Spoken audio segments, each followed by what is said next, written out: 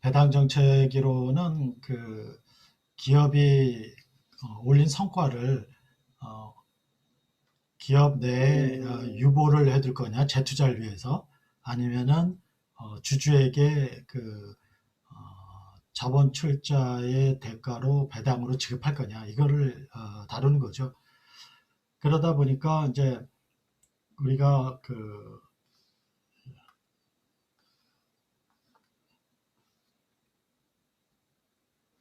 음, 공유 중.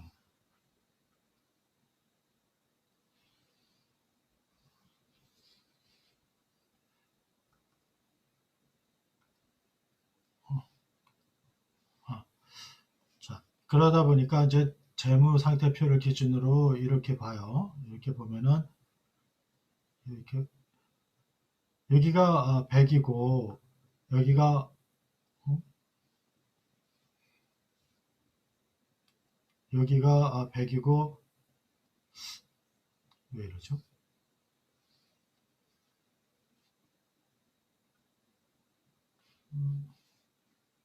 이쪽에다 쓰겠습니다.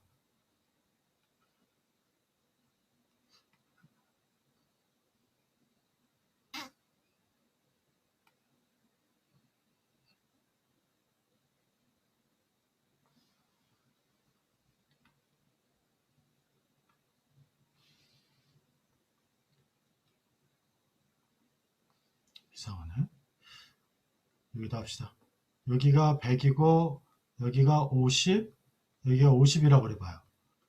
그런데 만약에 이 회사가 10만큼 배당을 했다고 할까요? 그럼 배당을 하면은 어떻게 됩니까? 여기가 이익잉여금 10, 그리고 대변의 현금 10 이렇게 될 거 아니에요. 그러면은 저 그 재무제표가 어떻게 바뀌냐면은 이상하네요.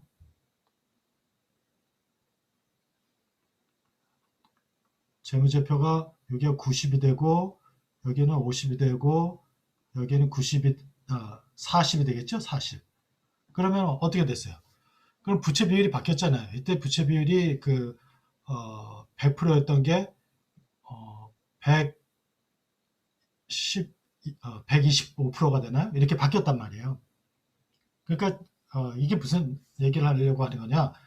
배당을 한다는 얘기는 곧 자본 구조가 바뀌는 거와 마찬가지다. 그래서 그 우리가 이제 배당 정책 이론, 배당 이론을 이제 그 자본 구조 파트에서 이제 같이 다루게 됩니다. 배당을 할 때는 그 얼만큼 배당을 했냐. 그래서 그 배당을 어느 정도 했느냐는 것을 이제 그 비교하는 척도가 필요한데 그 중에 이제 제일 많이 쓰는 게 이제 DPS죠. DPS 배당에. 그래서 우리가 D를 R로 할인해서 주식 가격을 구한다. 이럴 때도 한 주당 배당액을 그 자기 자본 비용으로 할인해서 주식 가격을 구하는 거지 않습니까? 그때 이제 DPS.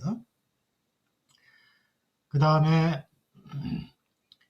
그 배당 성향이라는 게 있어요. 그 순이익을 얼만큼 벌어 드리고 배당을 얼마 했느냐. 그런데 순이익을 그 발행 주식수로 나누고 분자 분모를 모두 다 발행 주식수로 나누면은 DPS 나누기 EPS가 되겠죠. 그래서 이게 배당 성향이 되는 거예요. 그리고 그 유보율, 유보율은 1 마이너스 배당 성향이에요. 그러니까 순이익은 두 가지 아니겠어요? 유보하거나 아니면 주주에게 배당하거나. 그러니까 순이익 중에 차지하는 배당 비율을 배당 성향이라고 하고 순이익 중에 차지하고 있는 유보 금액을 유보율이라고 하는 거죠. 그러니까 그 순이익을 배당으로 했다고 해서 배당률이라고 하는 거 아니에요. 그 배당 성향입니다. 배당 성향. 배당률은 또 따로 있어요. 그래서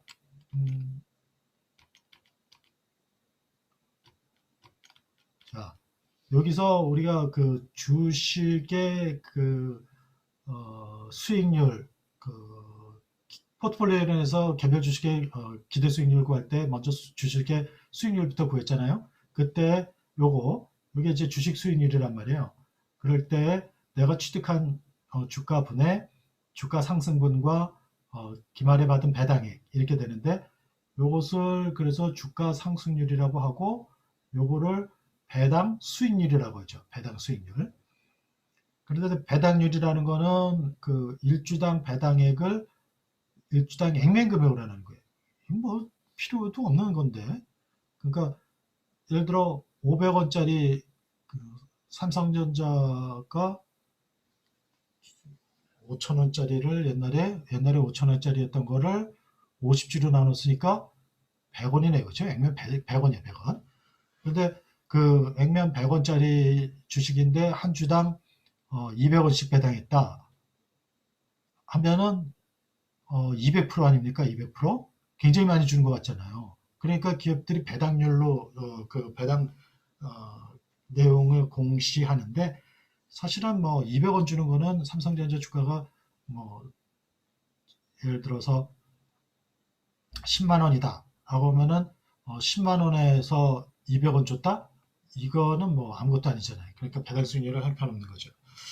그렇게 해서 배당률이라는 말은 그 액면 기준으로 하지만, 이 액면은 다른 나라는 주식의 액면 가격이 없는 나라들도 있잖아요. 미국이나 일본 같은 경우. 그러니까 별로 중요한 것도 아니에요.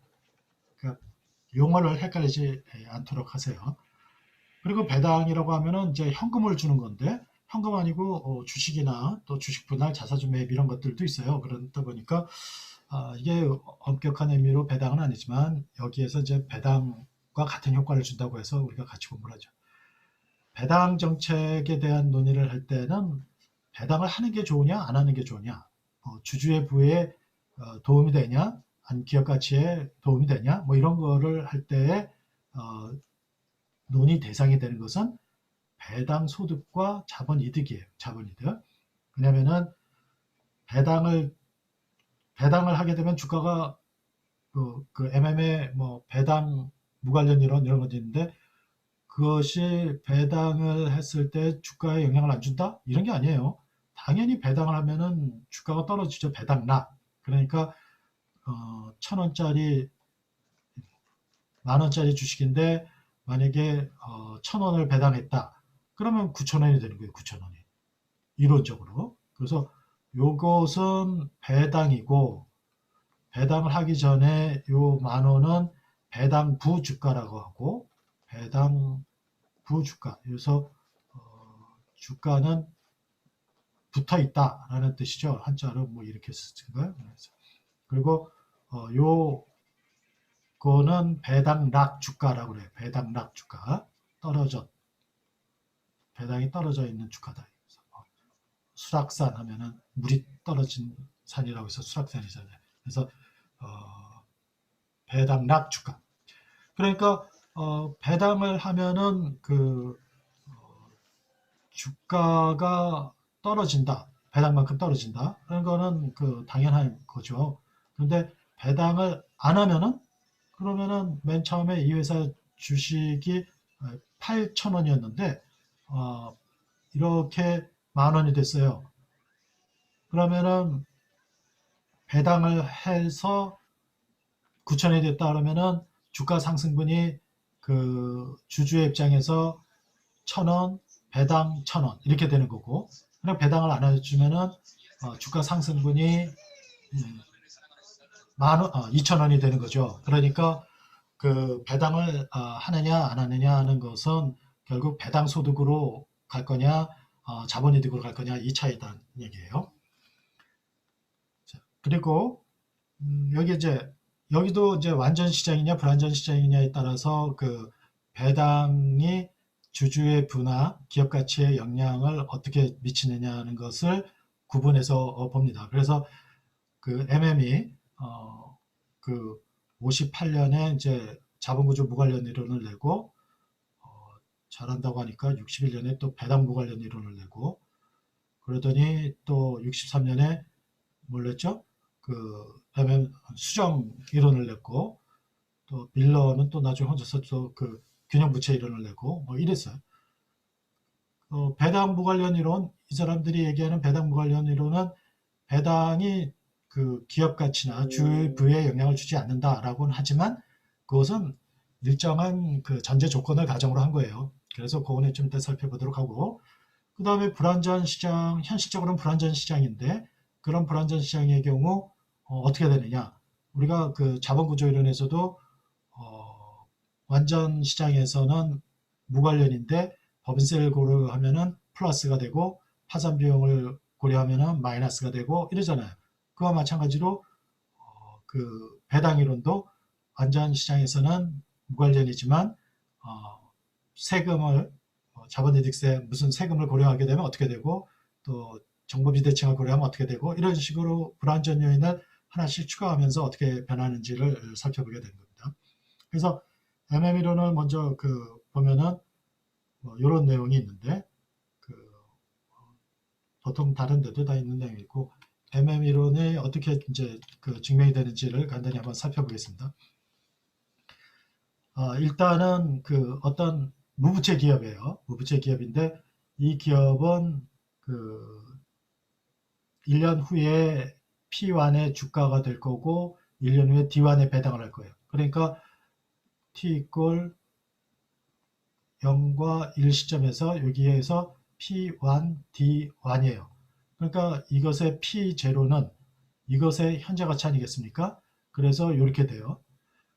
그런데 이게 무부채 기업인데 기업의 가치가 S0가 되는데 그때 발행 주식수가 N주라고 하면은 여기에다 그냥 N만 곱하면 된 겁니다. 그러고 난 다음에 여기에서 기말에 이제 어떤 투자안을 수행을 해야 돼요. 투자안을 수행을 하기 위해서 M주의 신주를 발행을 해야 돼요.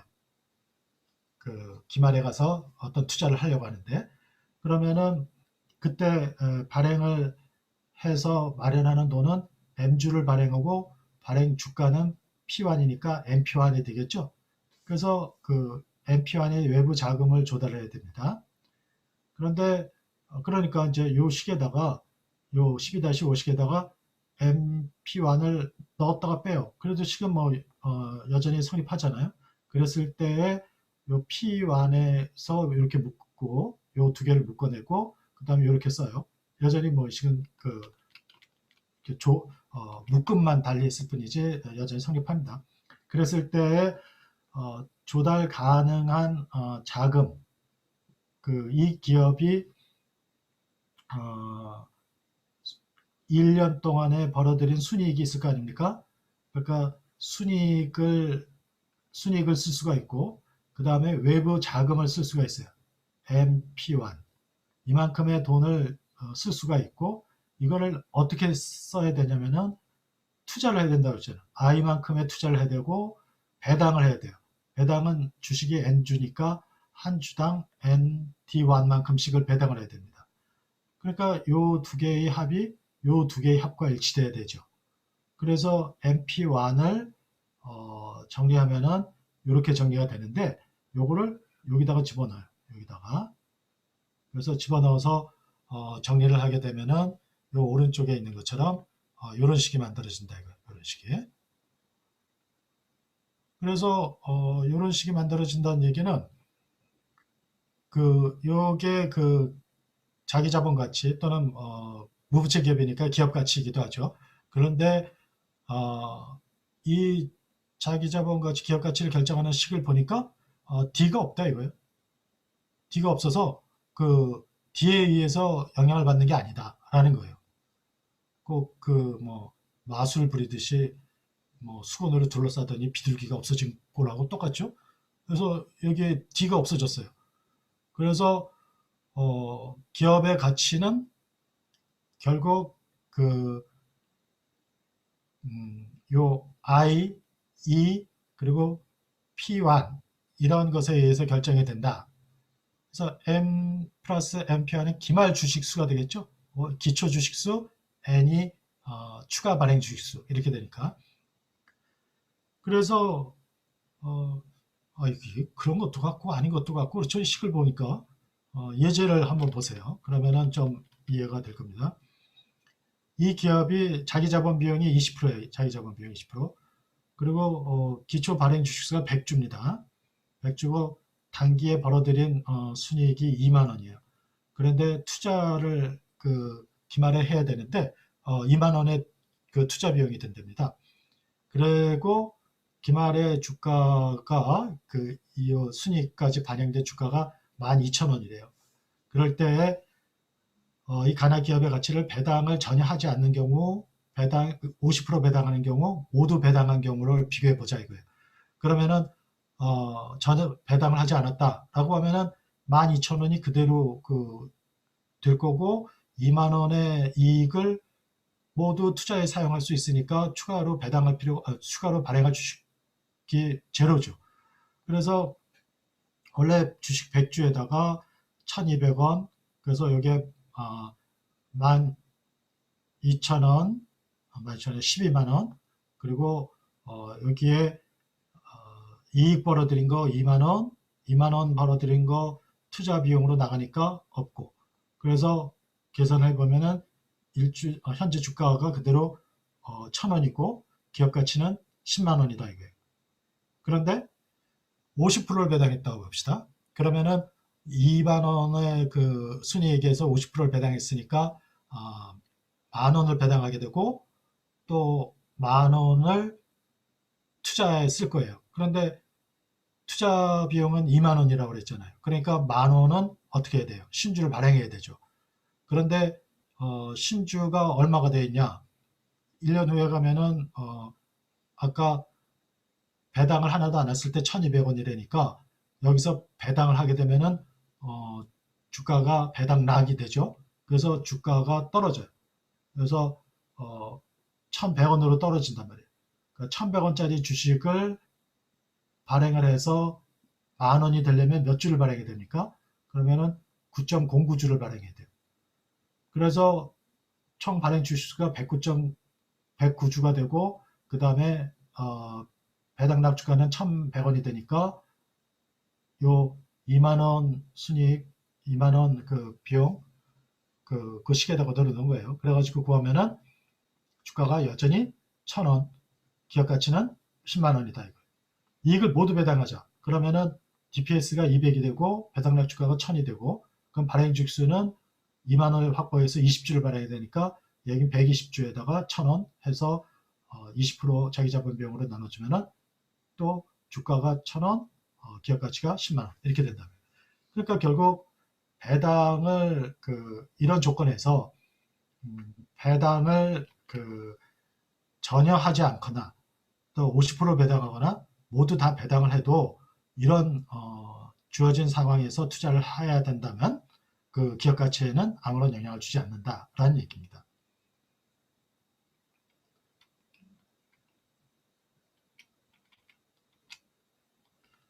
자, 그 다음에 이제 배당과 관련해서 또 이제 자가 배당이라는 게 있어요. 자가 배당은 뭐냐면은 우리가 자가 레버리지,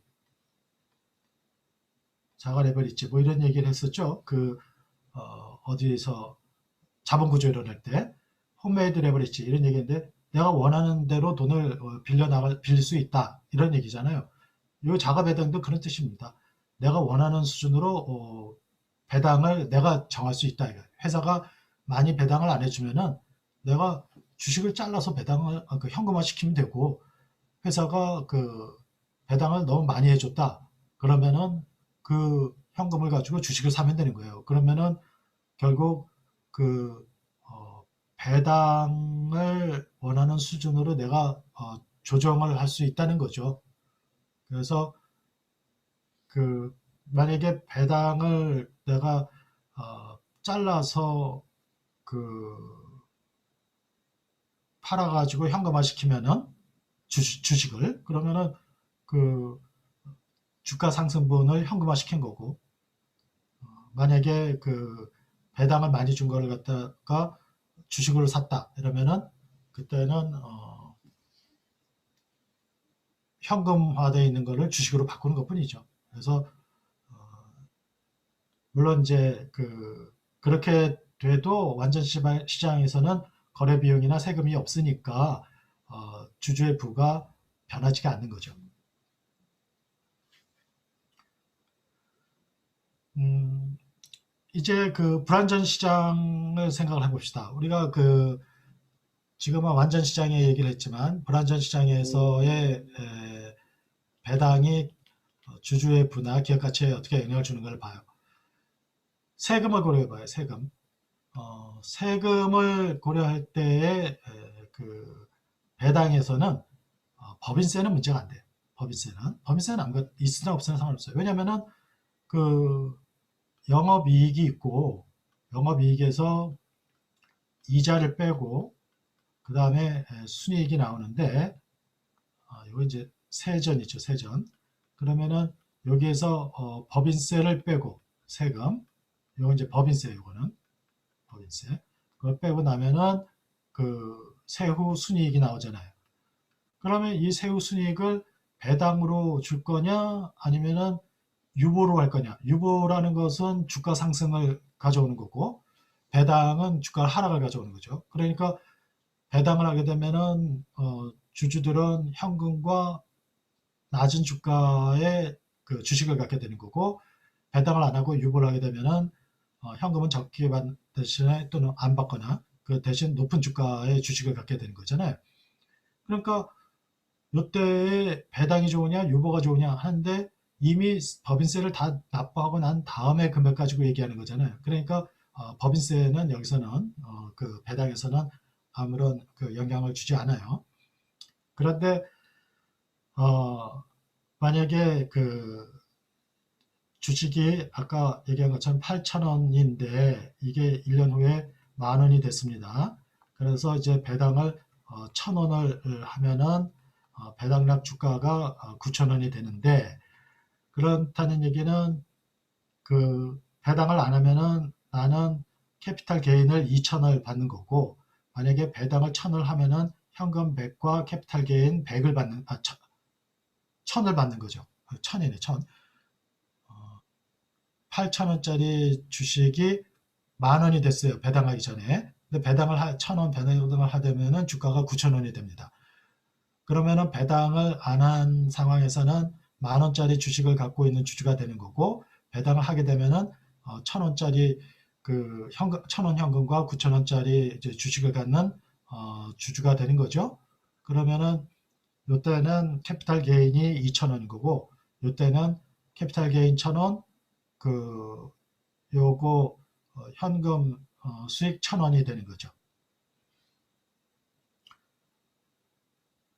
이때의 배당 소득세율과 자본이득세율. 그러니까 요거는 2,000원의 자본이득이 되는 거고, 요거는 1,000원의 배당 소득과 1,000원의 자본이득이 되는 건데, 만약에 배당 소득세율이 높다면은 이것에 대해서 세금을 많이 내게 되니까 세금을 내고 난 다음에 주주의 부가 쪼그라들 거 아니에요. 그러니까 보통은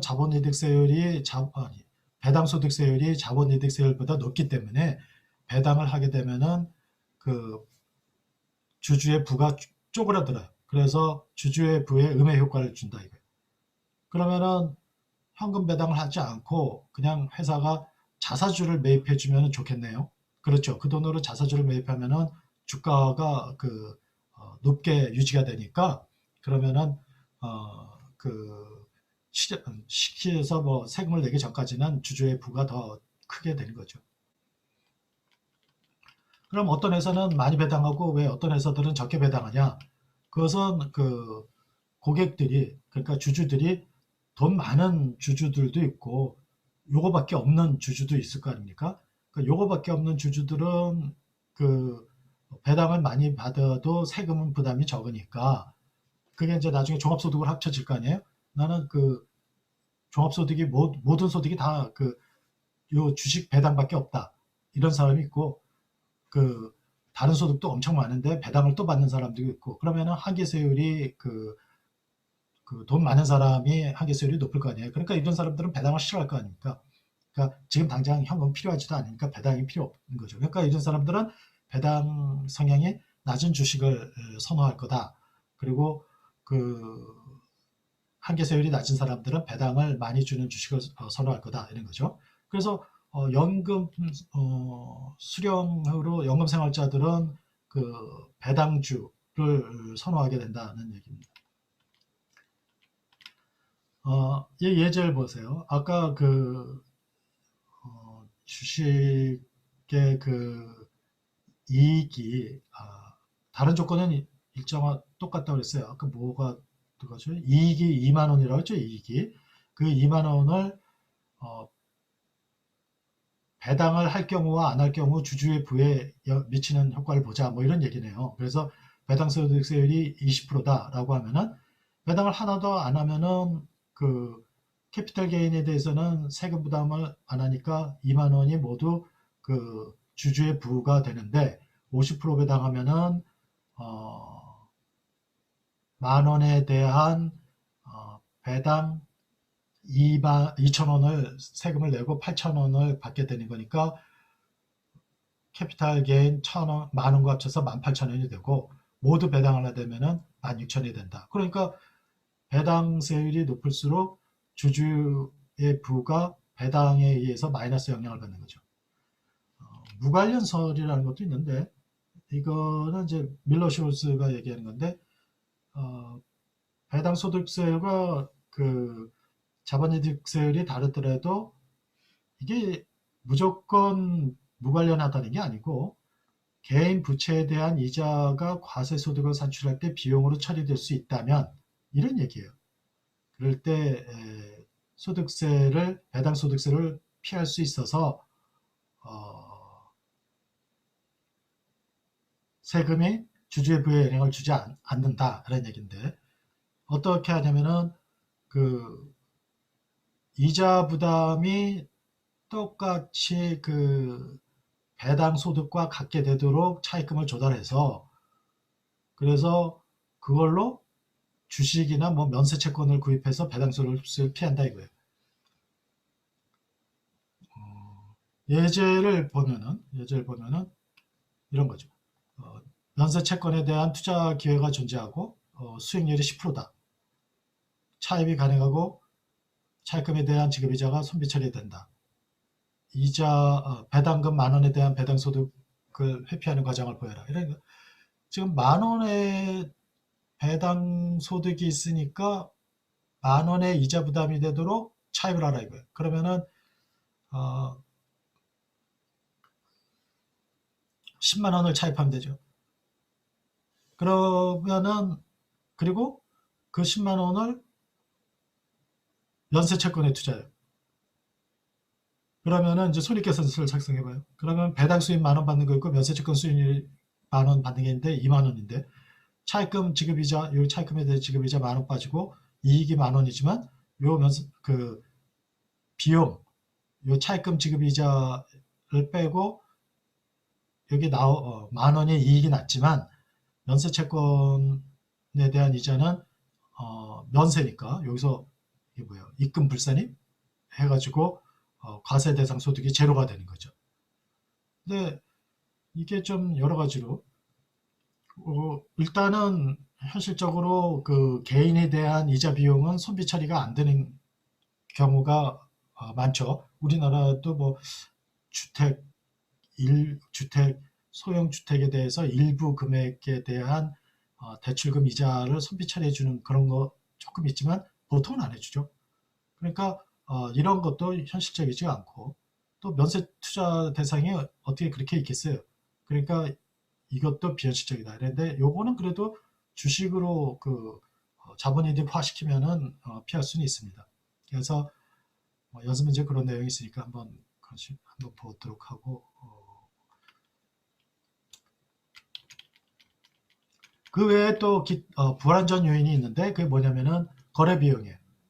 거래 비용이라는 거는 그 만약에 회사가 그 다 배당을 해주고 필요한 돈이 있어서 외부에서 그 자금을 끌어들이려고 하면은 그 신주 발행 비용이 크다. 그러면은 배당을 해줄수록 그 신주 발행 비용을 많이 부담하게 되니까 기업 가치에 주주의 부에 음의 영향을 준다는 거죠.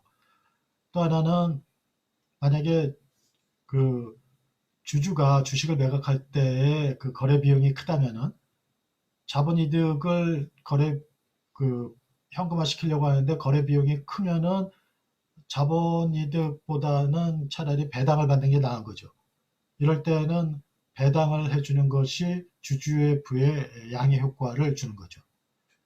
그러니까 거래 비용은 어떤 비용을 염두에 두고 있느냐에 따라서 마이너스 효과일 수도 있고 플러스 효과일 수도 있습니다. 대리 비용은 어떻습니까? 대리 비용은 기업이 배당을 하게 되면은 대리인인 경영자가 쓸 수 있는 돈이 적잖아요. 그러니까 돈이 적으면은 대리 비용이 적게 발생을 합니다. 그러니까 정부도 마찬가지예요. 세금을 많이 걷어들이는 정부는 대리 비용이 많이 발생을 해요. 돈을 막 써요. 그런데 세금을 적게 드리는 세금을 적게 거두려고 하는 정부가 있을까 모르겠는데 아무튼 세금을 적게 해서 세금을 많게 해서 정부가 집행하려면은 비효율이 많아요. 시장에 맡겨야지.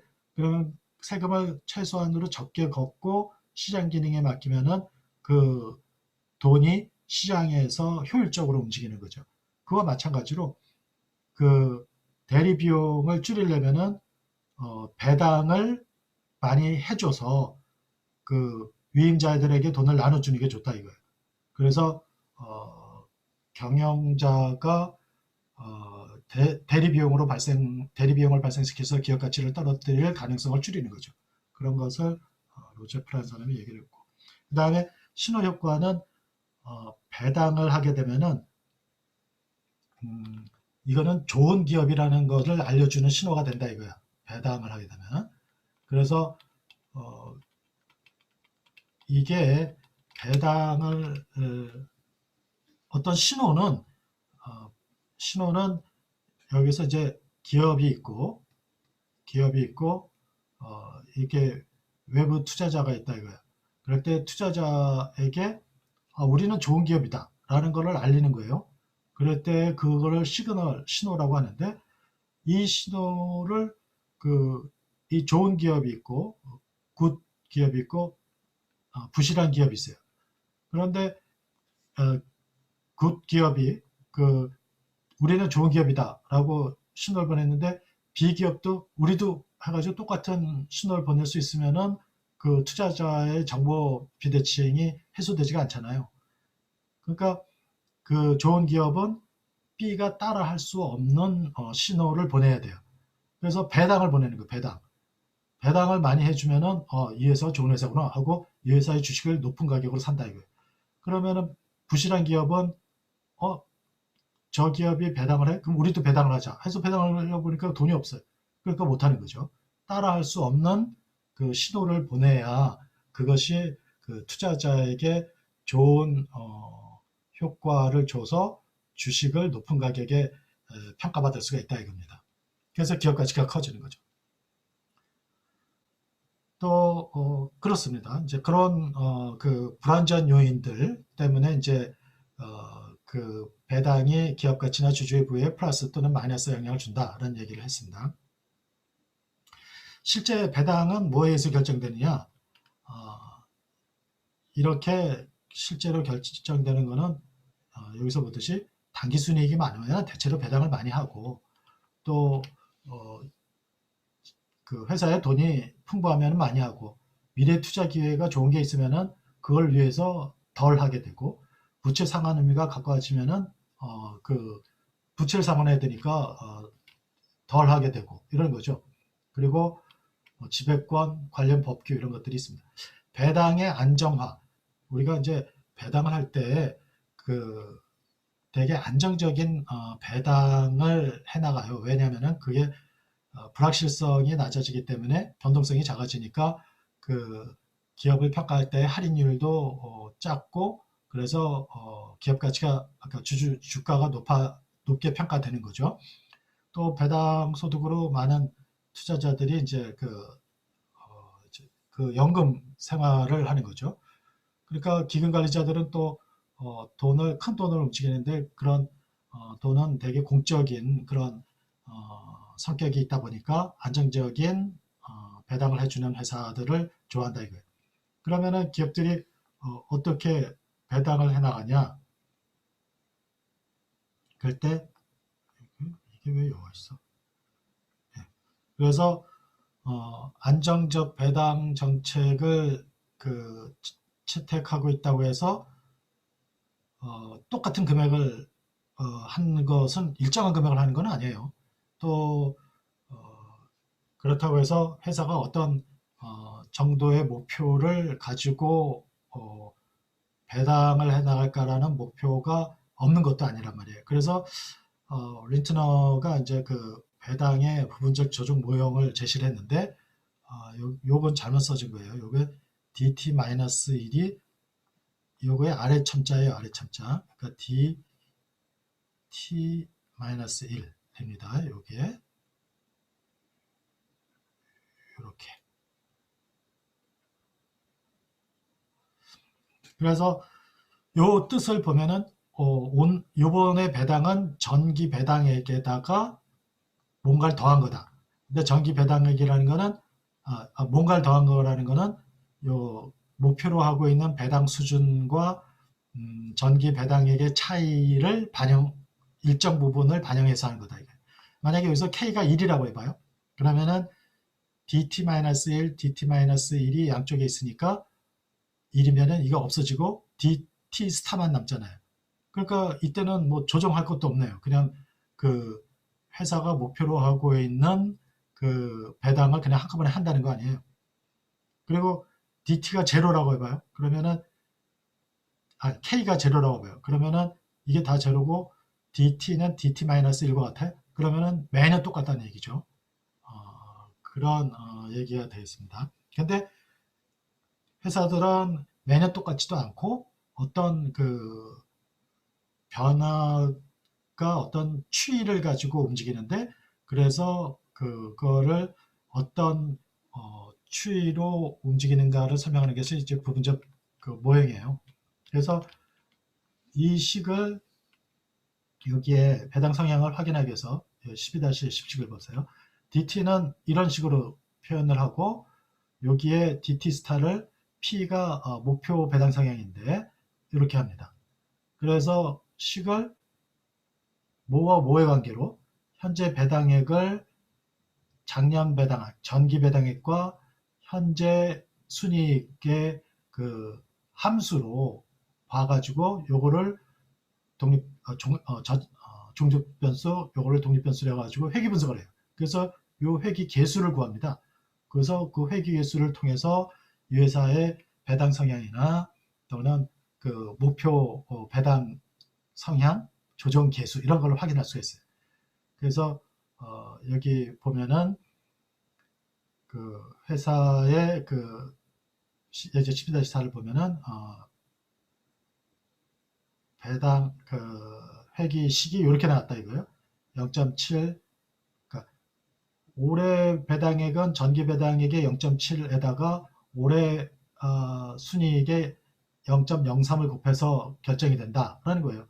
그러면은 요 0.7은 요 식에서 보면 1-K가 되니까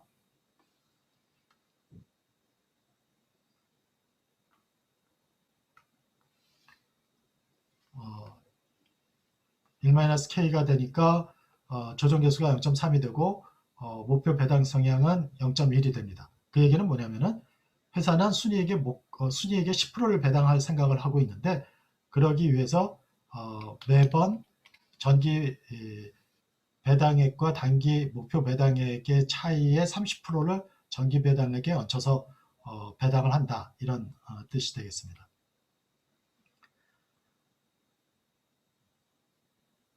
특수한 배당 정책에서 뭐 주식 배당 이런 거는 그 실제로는 배당은 아니지만 그러니까 경제적 효과는 그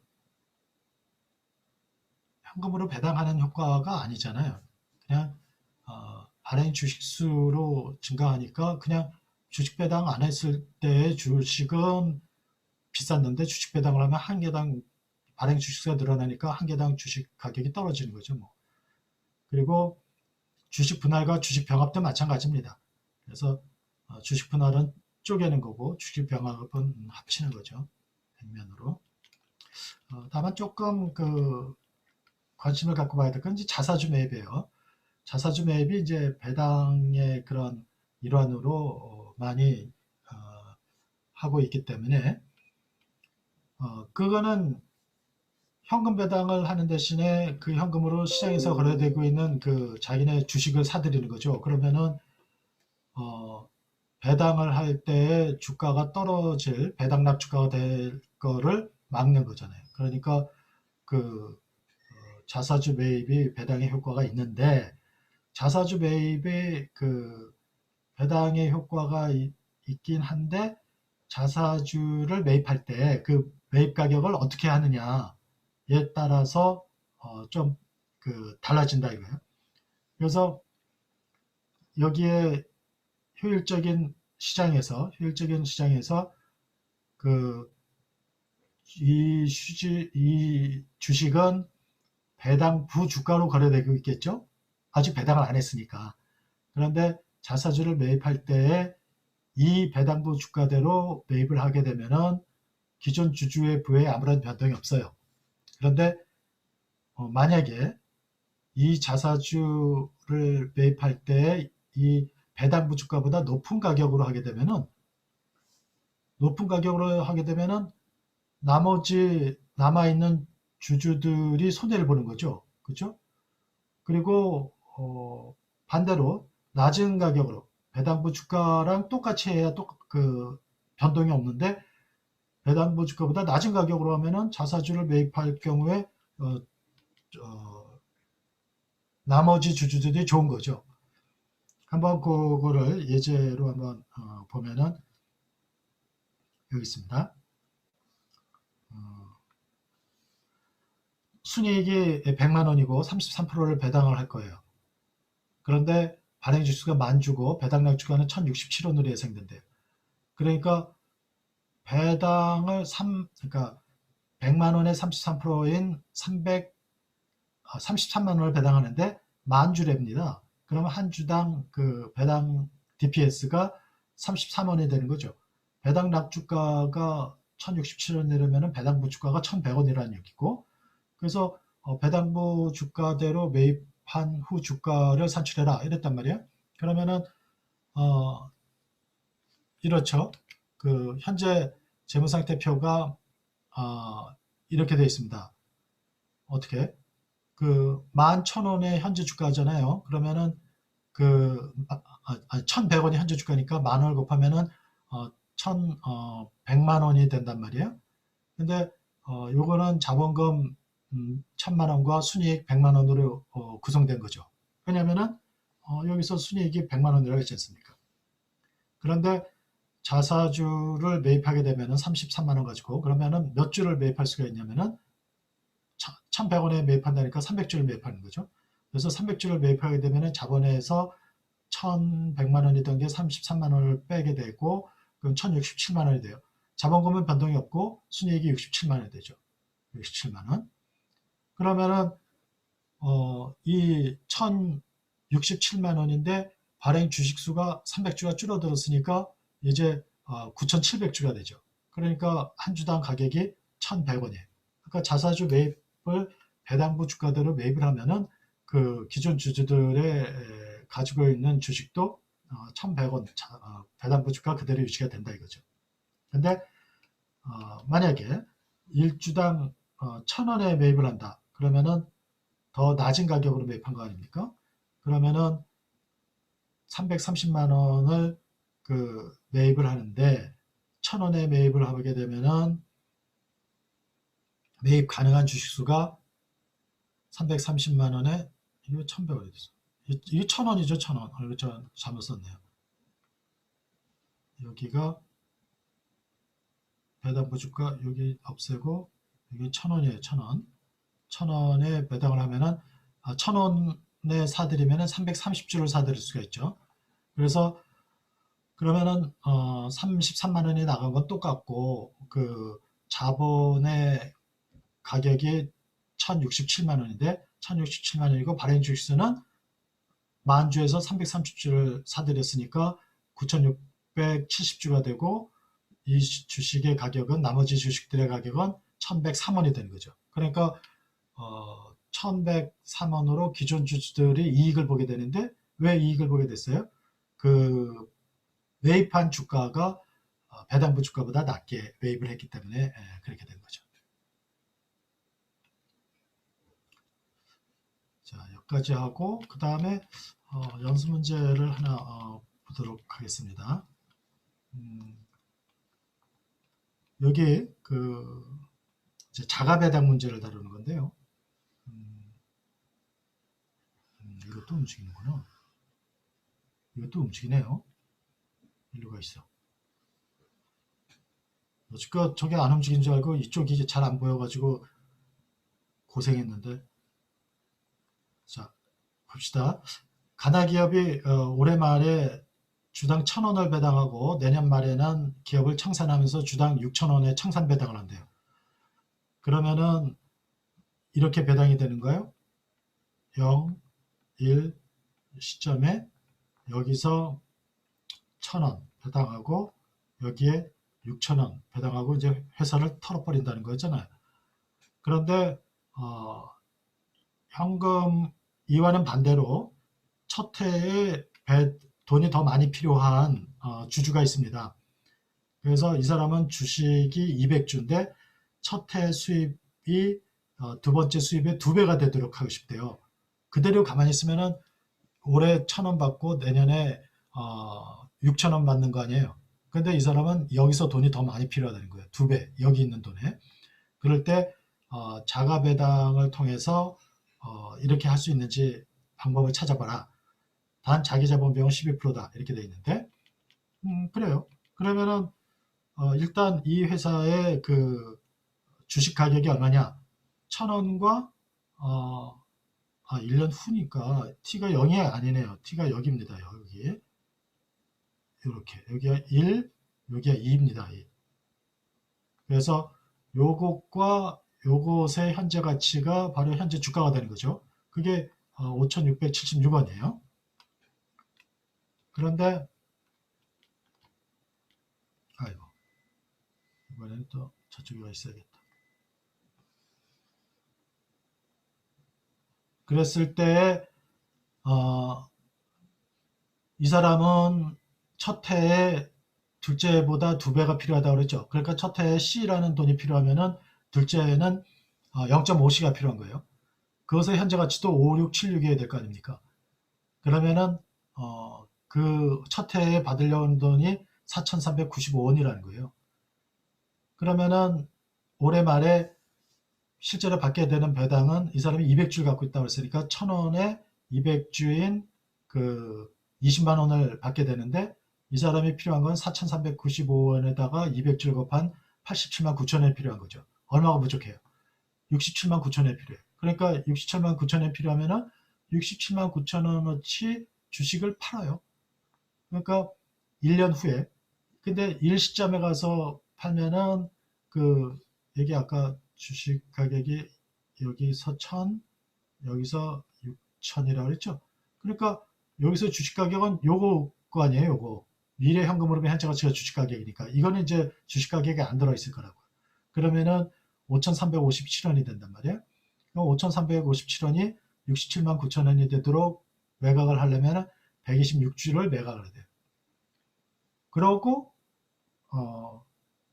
그렇게 하고 나면은 200주에서 126주를 빼고 나면은 몇 주가 됩니까? 뭐 73주, 74주가 되겠네요. 그러면은 그것에다가 6,000원 배당을 받으면은 여기 필요한 요 금액의 반, 43만 9,500원의 확보가 되는 거죠. 그래서 그 부족할 때는 주식을 잘라서 팔고 또 남을 때는 그 현금으로 주식을 사들이고 이런 식으로 해서 홈메이드 디비던드가 가능하다 이런 얘기를 설명을 드린 겁니다. 자, 이렇게 해서 그 배당 정책 이론에 대한 강의까지 마치겠습니다.